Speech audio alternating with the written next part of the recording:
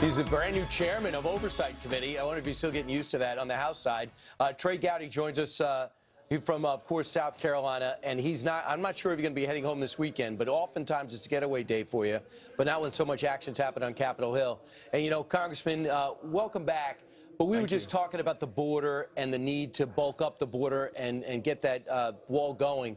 And one of the main reasons is to stop the opioids from going across the border, because there's a big interest in getting it here. Do you see the link? Oh, of course, yeah. Well, a nation has to have border security for lots of reasons, one of which is to thwart the cartels. I would also tell your viewers that there are also legal drugs that are dispensed or consumed illegally. These are prescription drugs. So it's heroin, but it's also those opioids that are prescribed outside the course of a professional practice. And we need a strategy for both. One is a border strategy. The other is an interior strategy. Absolutely. And I saw your hearing this week up on Capitol Hill where you're talking about reauthorizing the Office of National Drug Control Policy.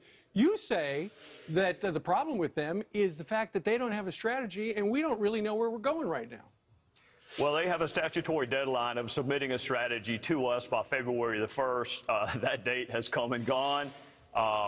It's still being authorized, it's still being funded, but the opioid crisis is getting worse. And it's not asking too much that you comply with the statute and get us your national plan. All related agencies, what is your plan to stop and thwart, whether it's enforcement, whether it's prevention, whether it's treatment? Get us your plan. He's committed to do it. I was actually happy. The hearing was incredibly bipartisan, which is rare for Washington, but it was a good hearing. It was. So let's talk about health care, which does include, of course, the opioid problem. You saw what happened in the Senate overnight, or at like 2 o'clock in the morning, how they voted no. John McCain was that crucial vote to, there are 3 Republicans that just said they were not going to support this, and that meant the bill did not go back to the House for conference. They're saying they didn't trust you guys to fix it because they had a lot of problems with it. Many people said they should have voted yes, sent it to you guys. Y'all could have fixed it in conference. What's your thought? Well, we do have a lot of problems, but not being able to trust Paul Ryan is not one of them. He's one of the most honorable people I've ever met, inside or outside of politics. You can agree with him or disagree with him, but he's an incredibly honorable person. Our problem is that for 7 years, we've been telling folks what we're against and what we're opposed to, and then we've had 7 months to govern. And the best we can come up with is a skinny plan on 24 hours notice. We got to get better at telling people what we believe, why we believe it, and then persuading them that it's right for the country. We've had plenty of time to do it. We set unrealistic expectations, and then we never meet them, which leads to anger and frustration. It's a complicated issue, but it's always been. We've had 7 years to figure it out, and the best we came up with was something called skinny. Right. And let me ask you, where do you go from here? I know it's just sinking in. It's only been about 6 hours. But should you just move on or go back?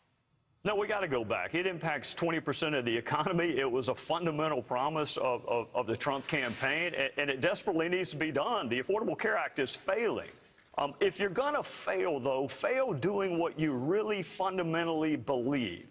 And the health care, I would propose changes that are transformational, and it's going to require persuading my fellow citizens, including some independents and Democrats, that this is best for the country. It's not going to be done with 24 hours notice and a bill that has the word skinny in it. So it's hard to persuade people. I get that. I used to have to do it for a living, and I'm married. So it's hard to persuade people, but that's what we got to do. Well, speaking of your living, you're a former prosecutor. You've never lost a case. So we want to talk to you about what's happening with the Democrats, obstruction of justice. You have Debbie Wasserman Schultz and her aide destroying the hard drives and found in his garage. And then when you look at Hillary Clinton, she destroyed 33,000 subpoenaed emails. Her aides hammered their Blackberries with hammers, and she gave her phone to the FBI, and it didn't have the SIM card. Don't leave out James Comey. James Comey as well. And I know that some of your colleagues in Congress, they are going to investigate some of these individuals. How are the Democrats, though, getting away with this when they're going after the Republicans for having a meeting